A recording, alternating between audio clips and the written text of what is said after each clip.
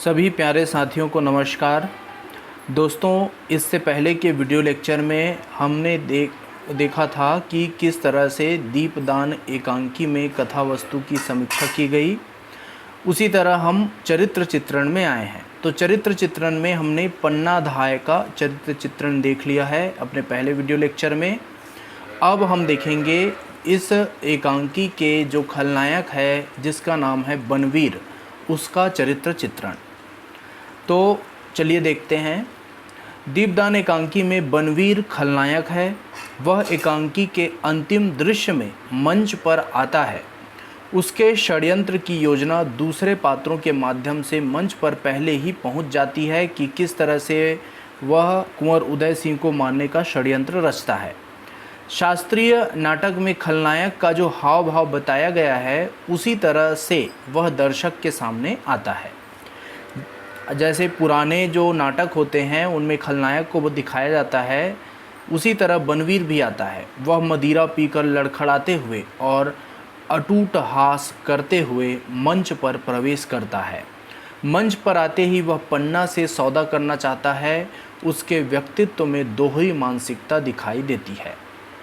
तो सबसे पहले देखते हैं दोहरी मानसिकता, इसका चरित्र है बनवीर का। तो बनवीर की कथनी और करनी में बड़ा फर्क मिलता है। उसकी मानसिकता दोहरी है। उसके मन में कुटिलता और अंधविश्वास आघंत भरा है, अर्थात बहुत ज़्यादा भरा हुआ है। लेकिन वह अपने को विनम्र रूप में प्रस्तुत करने का प्रयास करता है। वह पन्ना को कहता है कि सारे राजपुताने में एक ही माँ है, पन्ना सबसे अच्छी। मैं ऐसे धाय माँ को प्रणाम करने आया हूँ।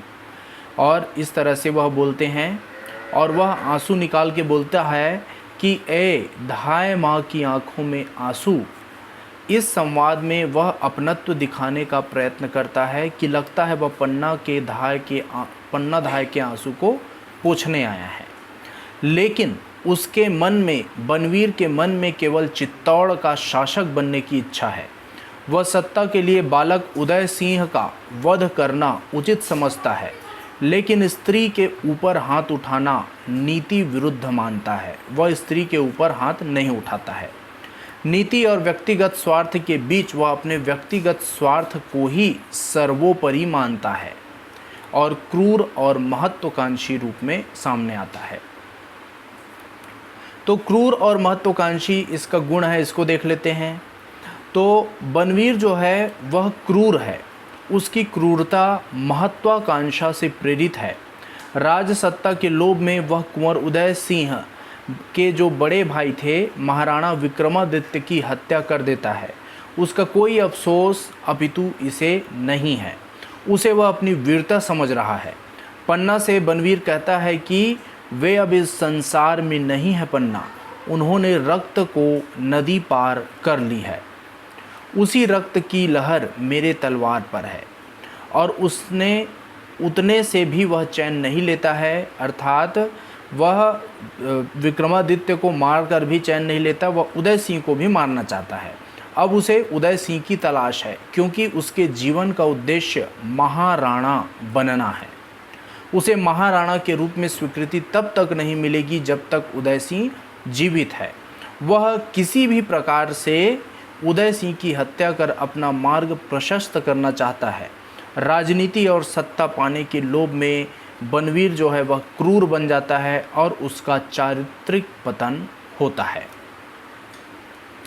इसी तरह बनवीर का चरित्र है अविश्वासी और विलासी। अविश्वासी और विलासी। तो बनवीर अविश्वासी पात्र है। उस पर भरोसा नहीं किया जा सकता। बनवीर उदय सिंह का संरक्षक था।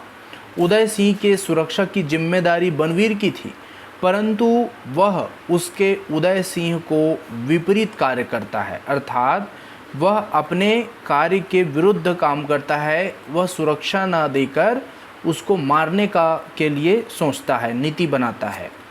वह अपदस्थ ही नहीं करना चाहता है, बल्कि उसके प्राणों का भी प्यासा बन जाता है। पन्नाधाय कहती है कि ओह क्रूर बनवीर, तुम तो उदय सिंह के संरक्षक थे। रक्षा के बदले क्या तुम उनकी हत्या करोगे? नहीं नहीं, यह नहीं हो सकता, यह नहीं हो सकता महाराणा बनवीर, तुम राज्य करो, चित्तौड़ पर, मेवाड़ पर, सारे राजपुताने पर राज्य करो, पर कुंवर सिंह को छोड़ दो, उदय सिंह को छोड़ दो। तो इस तरह से पन्ना कहती है। लेकिन अविश्वासी होने के कारण किस प्रकार का राजनीतिक संकट पैदा हो सकता है, उसका जीता जागता उदाहरण बनवीर है। राजनीति विश्वास, नीति, न्याय और धर्म से बंधी होती है। जब इन मर्यादाओं को तोड़ा जाता है तो गहरा नैतिक संकट पैदा हो सकता है। ऐसा संदेश इस एकांकी के माध्यम से एकांकीकार डॉक्टर राम कुमार वर्मा जी ने दिया है। बनवीर जो है वह विलासी भी है। सोना को वह रेशमी झूले का उपहार देता है। सोना एक नृत्यांगना है। दरबार में नृत्यांगना होना उस समय आम बात थी। नृत्यांगना को मनोरंजन करने के लिए रखा जाता था और बनवीर में राग रंग के प्रति आकर्षण है। जो सोना है वह बनवीर के साथ मिली हुई रहती है। अब हम देखते हैं गौण पात्र। तो मुख्य पात्रों में हमने पन्नाधाय के चरित्र को देख लिया और बनवीर के चरित्र को देख लिया। अब हम जो गौण पात्र हैं उनके चरित्र को देखेंगे। तो दीपदान एकांकी में कुंवर उदय सिंह की अत्यंत छोटी भूमिका है। उत्सव, राग और रंग में उनकी रुचि है। बालक होते हुए भी वह अत्यंत साहसी है। पन्नाधाय के पुत्र चंदन का भी बाल सुलभ चंचलता भी यहाँ पे दिखाई पड़ता है। तो जो उदय सिंह हैं और चंदन हैं, इनका जो है व्यक्तित्व बहुत कम दिखाया गया है इसमें, इनका रोल बहुत कम है, ये गौण पात्र में है। और गौण पात्र में एक किरत जो है वह बहुत महत्वपूर्ण पात्र है। वह पन्ना का विश्वास पात्र है और किरत में सेवा और स्वामी भक्ति का भाव है। एकांकीकार किरत के चरित्र की नई व्याख्या प्रस्तुत करते हैं और वह जूठन उठाने वाला अवश्य है, परंतु चित्त से अत्यंत पवित्र है। किरत सिंह साहसी है, वह ईमानदार है और अन्नदाता के लिए कोई भी जोखिम उठा सकता है। किरत के माध्यम से वर्मा जी ने, डॉक्टर राम कुमार वर्मा जी ने यह बताना चाहते हैं कि कुल और वंश बड़ा होने से कोई उच्च नहीं होता, अपितु भावना और ईमानदारी से व्यक्ति बड़ा होता है। व्यक्ति भाव, सोच और कर्तव्य से बड़ा होता है। उसी तरह दो स्त्री पात्रों सोना और सामली, इसकी भी महती भूमिका है। हालांकि ये गौण पात्र हैं। ये जो दोनों पात्र हैं सोना और सामली, ये दो तरह के जीवन मूल्य का प्रतिनिधित्व करती है। सोना की जीवन की बात करें तो सोना का जीवन के प्रति दृष्टिकोण अत्यंत छिछला और उथला है। वह जो है वह राजसी वैभव से आक्रांत है। सत्ता, राग, रंग, नृत्य, मनोरंजन और विलास ही सोना का उद्देश्य है। वह पन्ना से कहती है कि दीपकों के साथ उमंगे भी लौ देने लगी है धाय माँ जीवन ही एक दीपावली का त्यौहार बन गया। सोना के चरित्र के ठीक विपरीत सामली जो है वह एक दासी है और इसका चरित्र को हम देखते हैं कि सोना एक अभिजात्य वर्ग की पात्रा है। उसमें वैभव और विलास का जो है वह आकर्षण है, लेकिन सामली अंतःपुर की परिचारिका है, उसमें राजसी ठाट नहीं है। वह महल के भीतर की राजनीति और कूटनीति से परिचित है। अपनी उपस्थिति से घटना की स्थिरता को वह तरंगित कर देती है। बेचैन भाव सी जो है सामली मंच पर प्रवेश करती है। पन्नाधाय को सूचना देती है कि कुंवर की जान खतरे में है और दूसरी सूचना यह देती है कि महाराणा विक्रमादित्य की हत्या हो चुकी है। तीसरी सूचना वह यह देती है कि संपूर्ण किले को घेर लिया गया है। तो इनके द्वारा जो दिया गया तीनों सूचना हैं वह बहुत ही महत्वपूर्ण साबित होता है इस एकांकी में। तो एकांकीकार ने घटनाओं की सूचना प्रदान करने हेतु सामली की पात्र योजना की है। इस तरह से दोस्तों हमने चरित्र चित्रण देख लिया। अब हम देखेंगे परिवेश, जिसको देश, काल और वातावरण के नाम से भी जाना जाता है। तो एकांकी नाटक जो होता है इसमें परिवेश की भूमिका अमूर्त होती है। जिस प्रकार मिट्टी, हवा, जल आदि से मिलकर हमारा प्राकृतिक परिवेश बनता है, उसी प्रकार इतिहास, संस्कृति, राजनीति और धार्मिकता से एकांकी का परिवेश जो है वह निर्मित होता है। दीपदान एकांकी का वातावरण सामंती है, क्योंकि वह मध्यकाल का दौर है और इस कारण सामंती काल है, और इसी मध्ययुगीन इतिहास की पृष्ठभूमि पर एकांकी को लिखा गया है। सामंती वैभव दृश्यात्मक रूप से प्रस्तुत करने के लिए एकांकीकार ने कक्ष की सजावट के साथ साथ नृत्य और संगीत की ध्वनि का वातावरण का भी रचना किया है, क्योंकि उस समय सामंत शाही में नाच गान और मनोरंजन होता था, तो इसमें भी जो एकांकीकार ने इस एकांकी में नाच गान, मनोरंजन, उत्सव, रिवाज, इन सभी को दिखाने का प्रयास किया है। तो दीपदान के उत्सव के साथ ही एकांकी की शुरुआत होती है।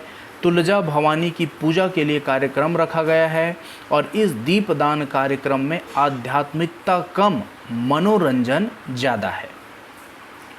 दीपदान का जो राजनैतिक परिवेश है वह बिल्कुल मध्यकालीन राजपूती शासन व्यवस्था से संबंधित है।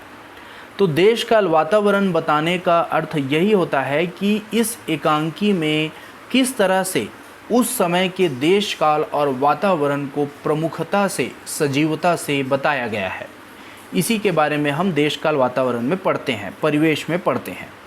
तो दीपदान एकांकी में राजपूती शासन व्यवस्था को बताया गया है राजनीतिक परिवेश में, और तलवार की ताकत से शासन सुनिश्चित होता था। राजा के अधीन सामंत सरदार उनसे विश्वासघात भी करते थे और अवसर देखकर कोई भी राजा की हत्या इसके जो सामंत होते थे वे कर देते थे और शासन पर अपना अधिकार जमा लेते थे। तो बनवीर भी इसी रास्ते सत्ता को पाना चाहता है। सत्ता की वैधता वंश परंपरा को प्राप्त थी और उसका प्रभाव जनमानस में काफ़ी गहरा था।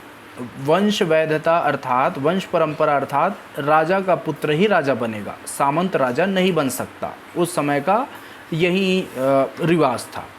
तो उसका प्रभाव जनमानस पर काफ़ी गहरा था। तो किसी भी अत्याचारी शासक के खिलाफ विरोध की चिंगारी अंदर ही अंदर सुलगती रहती थी। राजनीति में अविश्वासी पात्र तो थे ही, परंतु वफादार और विश्वास पात्र भी कम नहीं थे, जिनकी निष्ठा सिंहासन की वंश परंपरा के प्रति होती थी। पन्नाधाय के शब्दों में कह सकते हैं कि मेरे महाराणा का नमक मेरे रक्त से भी महान है। नमक से रक्त बनता है, रक्त से नमक नहीं। तो इस तरह से विश्वास पात्र जो है वह पन्नाधाय को दिखाया गया है यहाँ पे। साथ में हम देखते हैं कि जो सामाजिक जीवन है इसमें जाति व्यवस्था के प्रचलन की सूचना दीपदान एकांकी से भी मिलती है। इसमें राजपूतों की परंपरा का जिक्र है ना, और किरत बारी का भी उल्लेख है। तो किरत बारी का उल्लेख है तो सामाजिक जीवन में दास दासी प्रथा चलती थी उस समय। तो यहाँ पे दास और दासी प्रथा भी दिखाया गया, परिचारिका को बताया गया, सामली को। तो उसके कारण जटिलताएं भी पैदा होती थी। बनवीर महाराणा सांगा के भाई पृथ्वीराज की दासी का पुत्र है, ठीक है। शायद इसी कारण से सत्ता की दावेदारी रखता है। पन्नाधाय है अर्थात जो महाराणा सांगा है उसके जो पुत्र हैं उसकी संरक्षिका है। तत्कालीन व्यवस्था में अपनी माँ के अभाव में विश्वासी धाय पन्ना हैं, इसके द्वारा राजपुत्रों का लालन पालन करने का चलन था। राजपुत्र की सेवा और सुरक्षा का संपूर्ण दायित्व उस धाय पर होता था। तो पन्ना ने धाय की भूमिका ही नहीं निभाई, अपितु समय आने पर अपनी परीक्षा भी दी। पन्ना सीधे शब्दों में कहती है कि भवानी तुमने मेरे हृदय को कैसा कर दिया, मुझे बल दो कि मैं राजवंश की रक्षा में अपना रक्त दे सकूं, अपने लाल को दे सकूं। यह राजपूतनी का व्रत है। तो यह राजपूतनी की मर्यादा है और यही राजपूतनी का धर्म है। मेरे हृदय वज्र बना दो, और राजपूत का धर्म समाज में सुनिश्चित था। इस तरह से पन्ना को यहाँ पे दिखाया गया है। समाज में जन की रक्षा के लिए राजपूत अपने प्राण की भी बाजी लगा देते थे और सामाजिक जीवन में और सामंतशाही में नाचने गाने वाली भी होती थी, जो सामंतों के मनोरंजन का साधन होती है। तो सोना ही एक ऐसा चरित्र है, वह नाच कर कुंवर उदय सिंह को आकर्षित करना चाहती है। सेना के लिए रेशमी फूल की व्यवस्था बनवीर करता है। तात्पर्य स्पष्ट है कि ऐश्वर्य का साधन प्रस्तुत करना सामंत की जिम्मेदारी होती थी। उसी तरह महल में सेवा के लिए परिचारिकाएं भी रखी जाती थी। वह सेवा के साथ साथ गुप्तचर का भी कार्य करती थी। अंतःपुर में होने के कारण उसे महल की सारी गतिविधियों का पता चल जाता था और इस प्रकार दीपदान एकांकी के परिवेश में उस समाज की राजनीति, इतिहास, धार्मिक जीवन की जो गतिशीलता है, इसका अनुभव किया जा सकता है। तो परिवेश की दृष्टि से यह जो एकांकी बहुत ही सार्थक सिद्ध होती है। अब बात करते हैं दोस्तों दीपदान एकांकी के संरचना शिल्प की। तो संरचना शिल्प की जब हम बात करते हैं तो संरचना शिल्प के अंतर्गत भाषा और शिल्प की बात की जाती है। तो इसको हम देखेंगे। तो संरचना शिल्प की दृष्टि से यदि दीपदान का एकांकी का विश्लेषण किया जाए तो यह ऐतिहासिक एकांकी का उदाहरण है। दूसरा, इस एकांकी में हम देखें तो इसकी जो शैली है वो यथार्थवादी है। यथार्थवादी संरचना होने के साथ साथ ही उसमें काव्यात्मकता, संक्षिप्तता, सघनता का स्थान स्थान पर प्रमाण मिलता है। अमूर्त भाव और विचार की टकराहट से दृश्य में गतिशीलता पैदा होती है। तो चलिए देख लेते हैं इस एकांकी की भाषा। दीपदान एकांकी की भाषा पर बात करते हुए सबसे पहले शीर्षक पर ही दृष्टि हम देखें कि इस एकांकी का नाम है दीपदान। तो शीर्षक में इस एकांकी के सारे सूत्र छिपे हुए हैं। शीर्षक अत्यंत ही संक्षिप्त है, काव्यात्मक है और बहुआयामी अर्थ रखता है। तो दीपदान का अर्थ यहाँ पे बहुत अलग अर्थ यहाँ पे एक दीपदान का अर्थ यह होता है दीपदान का उत्सव, है ना। तो दीपदान एक उत्सव का प्रतीक है। तो इसमें दृश्य बिंब की कल्पना भी साकार हो गई है और हर पात्र के लिए उसका अलग अलग अर्थ भी निकलकर सामने आता है। जैसे दीपदान एक उत्सव के रूप में भी सिद्ध होता है, उसी तरह कुंवर उदय सिंह कुल का दीपक है, भविष्य का प्रकाश है और सोना के लिए यह राजसी उत्सव और त्यौहार है। पन्नाधाय के लिए जो दीपदान है वह त्याग और मर्यादा की रक्षा है। पन्ना कहती है कि आज मैंने भी दीपदान किया है, अपने जीवन का दान मैंने रक्त की धारा पर तैरा दिया है, ऐसा दीपदान भी किसी ने किया है। तो बनवीर के लिए इस दीपदान का अलग अर्थ है। बनवीर के लिए दीपदान उत्सव की ओट में धोखे से सिंहासन पाने के लिए रास्ता दिखाने का यह दीपदान प्रतीक बन जाता है। तो पात्र और संदर्भ के अनुसार एकांकीकार ने दीपदान दृश्य के बिंब को गत्यात्मक अर्थ दिया है। इसी तरह टूटी माला का एक बिंब प्रस्तुत किया गया है कि जो टूटी माला अधूरे और अपूर्ण जीवन का प्रतीक है। तो चंदन का जीवन ऐसा ही है, वह महल राजनीति की बलि वेदी पर अपना बलिदान करता है। तो नाटक और एकांकी शब्द में और अभिनय के साथ साथ दृश्य भाषा की रचना में भी अनिवार्य इकाई है। तो भाषा की रचना बहुत ज़्यादा महत्वपूर्ण बनती है, इसलिए भाषा का चित्रात्मक होना भी जरूरी है। तो इस एकांकी में संवाद स्पष्ट रूप से देखा जा सकता है। जैसे संवाद का उदाहरण देख लेते हैं। वे दीपक छोटे से कुंड में कैसे नाचते हैं, मचलते हुए स्वर में चलो ना धाय माँ।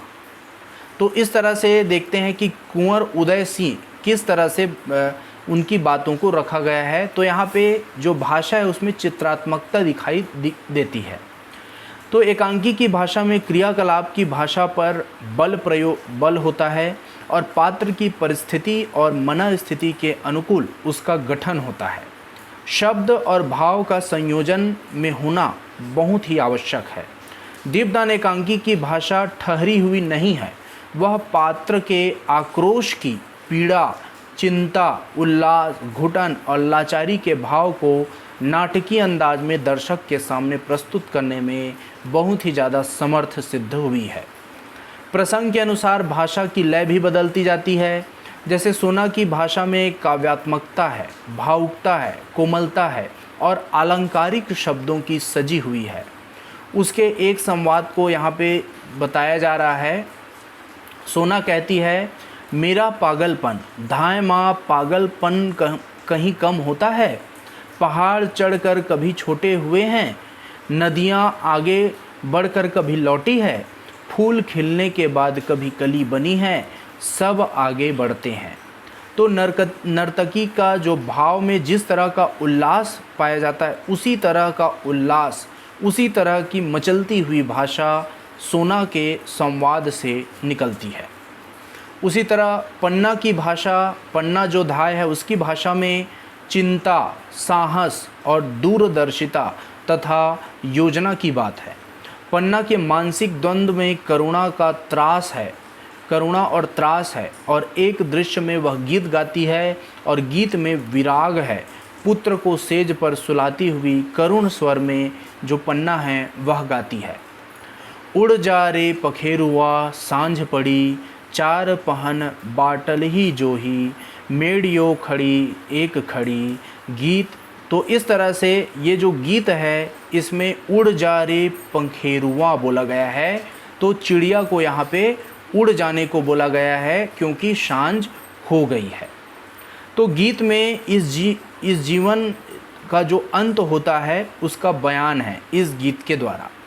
कविता में दर्शन को यहाँ पे बताया गया है, जीवन दर्शन बताया गया है। उसी तरह किरत जो है वह एकांकी का निम्न वर्ग का पात्र है। वह पत्तल उठाता है। उसकी भाषा में राजस्थानी भाषा के स्थानीय शब्द यहाँ पे आए हैं। लोक भाषा में वह अपनी बात कहता है और उसके भाव में समर्पण और साहस दृष्टिगत होता है। उसी तरह बनवीर की बात की जाए तो बनवीर की भाषा में घमंड और मदान्धता है। अहंकार और आक्रोश के आवेग को उसके संवादों में देखा जा सकता है। चूँकि इस एकांकी की पृष्ठभूमि राजस्थानी है, क्योंकि यहाँ पे राजस्थान की जो भूमि है वहाँ चित्रण किया गया है ना, तो इसलिए वहाँ के लोक जीवन की जो शब्दावली और मुहावरे हैं इसका प्रयोग पाठ में सहज ही प्रस्तुत कर दिया गया है। अब हम शैली की बात करते हैं। तो दीपदान एकांकी की संरचना यथार्थवादी नाट्य शिल्प से प्रभावित हुई है, लेकिन साथ साथ भारतीय नाट्य रूढ़ियों का भी पालन एकांकीकार ने किया है। यथार्थवादी शैली में स्थान, समय और क्रिया के बीच एक अन्विति होती है। एकांकी के आरंभ में ही यह सूचित कर दिया गया है कि यह जो एकांकी का जो समय है वह 1536 का समय है। यहाँ पे मिस्टेक हो गया है ना, 1536 का अर्थात मध्यकाल का समय है, और जो समय है वह रात्रि का दूसरा प्रहर है, और स्थान चित्तौड़ है, राजस्थान का चित्तौड़ है, और चित्तौड़ के कुंवर उदय सिंह का कक्ष है। तो घटना और कथानक के बिखराव से अन्विति का क्रम टूटने न देने के लिए और मंचन में नाट्य प्रभाव तीव्र और संवेगात्मक बनाने के लिए इस शैली का प्रयोग 50 के दशक के एकांकीकारों ने किया है। तो यथार्थवादी शैली में इस एकांकी की रचना होने के कारण शिल्प जो है वह सुगठित है। कथाक्रम के विकास, पात्र योजना, संवाद और दृश्य में पर्याप्त संतुलन है। दूसरा इसमें देखें कि जो ऐतिहासिक कथा वस्तु को आधार बनाने के कारण इस एकांकी में स्वरूप चरित्र प्रधान हो जाता है। ठीक है, तो इस एकांकी का स्वरूप क्या है? चरित्र प्रधान हो गया है। जैसा कि एकांकी पढ़ने से जाहिर हो जाता है कि इस एकांकी में पन्ना धाय का चरित्र ही प्रमुख है। तो कथानक की शैली की दृष्टि से यदि इस एकांकी का हम मूल्यांकन करें तो यह दुखांत शैली की एकांकी है, अर्थात इस एकांकी का जो अंत होता है वह दुख के साथ होता है, चंदन की मृत्यु के साथ होता है, सुखांत न होकर यह जो एकांकी है वह दुखांत शैली की एकांकी है। तो एकांकी के अंत में पीड़ा और त्रासदी है। महाराज विक्रमादित्य की हत्या की सूचना मिलती है, पन्ना के पुत्र की हत्या होती है, चित्तौड़ का शासन असुरक्षित हो जाता है, तो त्रासदी के बिंदु भारतीय शैली के नाटक में नहीं मिलते हैं। आपको यह बता देना चाहूँगा कि जो भारतीय शैली में जो नाटक की रचना की गई है वह सुखांत होता है, और जो दुखांत शैली का प्रयोग होता है, एकांकी हो चाहे नाटक हो, यह पश्चिमी नाटक से प्रभावित है। तो यह पश्चिमी नाटक के प्रभाव के रूप में हम इसको समझ सकते हैं। तो पात्र का वध भारतीय नाट्य परंपरा में वर्जित माना गया है। यह एक भारतीय नाट्य रूढ़ि है जिसका पालन इस नाटक में भी करने का प्रयास किया गया है। तो इस एकांकी में हत्या तो होती है, परंतु मंच पर उसे दृश्य के रूप में नहीं रखा गया है। ठीक है, तो इस तरह से हमने भाषा और शैली को देख लिया। अब हम देखते हैं संरचना शिल्प हमने देख लिया। अब हम देखेंगे दोस्तों संवाद को। तो संवाद के माध्यम से ही एकांकी का जो है वह दर्शक तक पहुंचता है, एकांकी का जो भाव है। और संवाद में एक लय होती है, भावों का उतार चढ़ाव, क्रिया प्रतिक्रिया, आवेग और स्वर से उसका निर्माण होता है। प्रस्तुति में वार्तालाप शैली का अधिक उपयोग किया जाता रहा है। संवाद में भाव, ध्वनि, स्वर और मौन छिपा होता है। एकांकी में यह कहीं वार्तालाप के रूप में, कहीं स्वगत के रूप में, कहीं गीत के रूप में और कहीं क्रियाकलाप के रूप में हमारे सामने आता है। दीपदान एकांकी में पात्र स्थिति के अनुसार संवाद बोलते हैं। यथार्थवादी शैली से प्रेरित होने के कारण इस एकांकी के संवाद में भाषा की बोझिलता नहीं है। अभिनय के लिए वाक्य गठन छोटे हैं और आवेगपूर्ण हैं। जैसे पन्ना का संवाद में हम देख सकते हैं, अबोध सोते हुए बालक पर हाथ उठाते हुए तेरा हृदय तुझे नहीं धिक्कारता पापी। तो इस तरह से स्वगत में पात्र अपने आप से बात करता है। पात्र के अंतर्मन में उठने वाले भाव की वेदना और आनंद स्वयं ही अनुभव करता है। पन्ना का कथन है, तुमने मेरे हृदय को कैसा कर दिया, मुझे बल दो कि मैं राजवंश की रक्षा में अपना रक्त दे सकूं, अपने लाल को दे सकूं। तो इस तरह से पन्ना का खुद से बातें करना स्वगत कथन है। और इस एकांकी में एक दो संवाद स्वगत भी है जो मन को मथने वाले हैं। संवाद में प्रवाह का होना बहुत ही आवश्यक है। प्रवाह एक बार जब टूट जाता है या अवरुद्ध हो जाता है तो दर्शक में नाट्य का प्रभाव खंडित कर देता है, अर्थात दर्शक की रुचि नहीं होती, रुचि उसकी ख़त्म हो जाती है। जबकि स्वाभाविक जो संवाद होता है और अधिक अभिनय की जो संभावना होनी चाहिए, यह जो है एकांकी को पुष्ट करती है। तो दीपदान एकांकी में एक दो स्थल पर संवाद का प्रवाह कहीं टूटता सा मालूम होता है। जब सोना और पन्ना के संवाद में उपदेशात्मकता का गुण अधिक आ जाता है और नाटकीयता का अभाव मिलता है, तब थोड़ा बोझिल प्रतीत होता है। इसी तरह कहीं कहीं पुनरावृत्ति भी इसमें दिखाई देती है। जैसे कुंवर उदय सिंह और बनवीर दोनों चित्तौड़ की तलवार की प्रशंसा करते हैं, तो इसमें कहीं कहीं क्या हो जाता है, पुनरावृत्ति भी आ जाता है। उसमें संदर्भ का अंतर स्पष्ट नहीं हो पाता। तो दीपदान एकांकी के संवाद में कार्यकलाप की भाषा की अपेक्षा वाच्य भाषा पर अधिक ज़्यादा बल दिया गया है। ठीक है, अब हम इस एकांकी की आखिरी एकांकी तत्व की विशेषताओं में आखिरी विशेषता को देखते हैं, रंगमंचीयता। अर्थात यह जो एकांकी है वह रंगमंच में अभिनय करने योग्य सिद्ध होती है कि नहीं, इसको हम देखेंगे। तो नाटक अथवा एकांकी की रचना अनिवार्यता उसकी रंगमंचीयता है।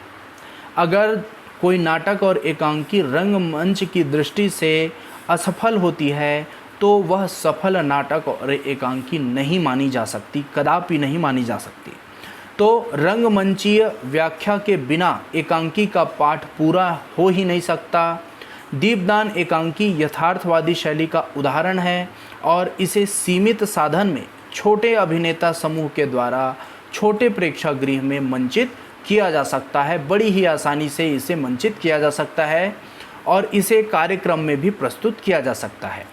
इस एकांकी की रंग परिकल्पना में अभिनय, दृश्य रचना, प्रकाश, रूप सज्जा, वेशभूषा, ध्वनि और संगीत के घटक जुड़े हुए हैं। 4 पुरुष पात्र है इसमें, 3 स्त्री पात्र हैं, तो इसमें ज़्यादा पात्रों का प्रयोग नहीं हुआ है ना। तो अभिनय के लिए इसमें रखे गए हैं। उम्र जो है वर्ग आयु के हिसाब से अभिनेता अभिनेत्री को स्पष्ट यहाँ पे कर दिया गया है, जिससे जो अभिनय करने वाले हैं वे अच्छे से समझ पाते हैं। दृश्य रचना में स्थान और उसकी पृष्ठभूमि को भी बहुत अच्छे से स्पष्ट कर दिया गया है। एकांकी के आरंभिक रंग संकेत में ही पृष्ठभूमि को स्पष्ट कर दिया गया है कि चित्तौड़ की भूमि है ना, और मध्यवर्गीय माहौल है समय को। एकांकीकार ने लिखा है कि कक्ष में पूरी तरह सजावट है, दरवाजे पर रेशमी पर्दे हैं, पास में उदय सिंह की शैया है और सिरहाने पन्ना के बैठने का स्थान है। तो इस तरह से दृश्य रचना के साथ साथ ध्वनि और संगीत का कल्पनाशील उपयोग यहाँ पे किया गया है। उसी तरह यहाँ कोई भी निर्देशक अपने हिसाब से मंचन करने की प्रक्रिया में नृत्य, संगीत और ध्वनि का रचनात्मक उपयोग कर सकता है। दृश्य सज्जा के लिए एकांकीकार ने पर्दे, शैया आदि को बता दिया गया है, जिससे दृश्य सज्जा करने में बहुत ही सुविधा होती है। कक्ष में स्तुति योजना के मुताबिक एकांकी में दृश्य रचना की गई है। वस्त्र सज्जा में राजपूती परिधान के साथ आभूषण, नुपुर आदि को रखा गया है। उसी तरह प्रकाश सज्जा की व्यवस्था को दृश्य के अनुसार रखा जा सकता है। एकांकी में हम देखते हैं कि पात्र प्रवेश और प्रस्थान की स्पष्ट सूचना दी गई है। कोष्ठक में प्रवेश और प्रस्थान के रंग संकेत को देखा जा सकता है। विशिष्टताओं के अनुसार प्रवेश रखे गए हैं। सोना का प्रवेश नुपुर की नाद करते हुए हैं। सामली चीख पुकारती हुई प्रवेश करती है। दृश्य में 2 से अधिक पात्र संभाषण नहीं करते हैं, मतलब 2 से जब भी संभाषण होता है, वार्तालाप होता है, तो 2 ही पात्रों के बीच वार्तालाप होता है, 2 से अधिक पात्रों के बीच वार्तालाप नहीं होता। निर्देशक अपनी कल्पना के अनुसार मंचन को जश्न भी बना सकता है और सादगी में भी प्रस्तुत कर सकता है। उसकी गुंजाइश पाठ में लेखक के द्वारा रखी गई है। अभिनय द्वारा इस एकांकी को मंचित किया जा सकता है और यथार्थवादी कहने का अर्थ है कि रोज़मर्रा के जीवन में हम जिस प्रकार के कार्यकलाप करते हैं, जिस तरह से बोलते हैं, जिस तरह से हमारा रोज़मर्रा का भावावेग को प्रकट करते हैं, उसी तरह के पैटर्न में इस एकांकी का जो संवाद है, संभाषण है, स्वगत और वार्तालाप को प्रस्तुत किया जा सकता है। इसके लिए किसी विशेष प्रशिक्षण की आवश्यकता अभिनेता अभिनेत्रियों को नहीं पड़ती। पन्नाधाय के चरित्र के अभिनय में थोड़ी संभावना है ना, क्योंकि पन्नाधाय का चरित्र बहुत ही यहाँ पे मुख्य है, तो इसमें अभिनय की संभावना थोड़ी बढ़ जाती है। भावों की जटिलता और द्वंद्वात्मक मनोभावों में पात्रों के अनुभव का कौशल खिलता है। तो जो द्वंद्व की स्थिति है मनोभाव की, इसमें जो पात्र का अभिनय है वह ही अच्छे से प्रकट कर पाएगा। एक अच्छा अभिनेता ही इसको एक्टिंग के जरिए दिखा पाएगा। बाकी के पात्रों का जो चरित्र है का ग्राफ है वह बहुत ही सरल और सीधा है। तो इस तरह से दोस्तों हमने दीपदान एकांकी की पूर्ण रूप से समीक्षा कर ली, उसके कथानक को देख लिया और एकांकी के एक एक पहलू पर उसके तत्व की दृष्टि से हमने समीक्षा कर ली। निश्चय ही आपको यह जो वीडियो है बहुत ही पसंद आया होगा, समझ में आया होगा और निश्चय ही कुछ लाभ आपको प्राप्त हुआ होगा। तो आज के लिए इतना ही दोस्तों। तो देखते रहिए मेरे चैनल के वीडियोस को, क्योंकि मैं आपकी सहायता के लिए जितने भी वीडियो हैं जो प्रमाणिक स्रोतों से मैं डालता हूं, इसमें जो भी कंटेंट डाला जाता है, जैसे ईपीजी पाठशाला से, इग्नू के ई ज्ञान कोश से मैं लेकर डालता हूं, उसी तरह Lovely Professional University, Uttarakhand University, इन सभी के नोट्स को दोस्तों और जो प्रमाणिक पुस्तकें हैं एमए हिंदी के पाठ्यक्रम की, इन पुस्तकों से लेकर मैं इस समीक्षाओं को बहुत ही चुन कर डालता हूं, जिससे आपको लाभ प्राप्त हो सके। तो दोस्तों आज के लिए इतना ही। तब तक के लिए स्वस्थ रहें, मस्त रहें। धन्यवाद।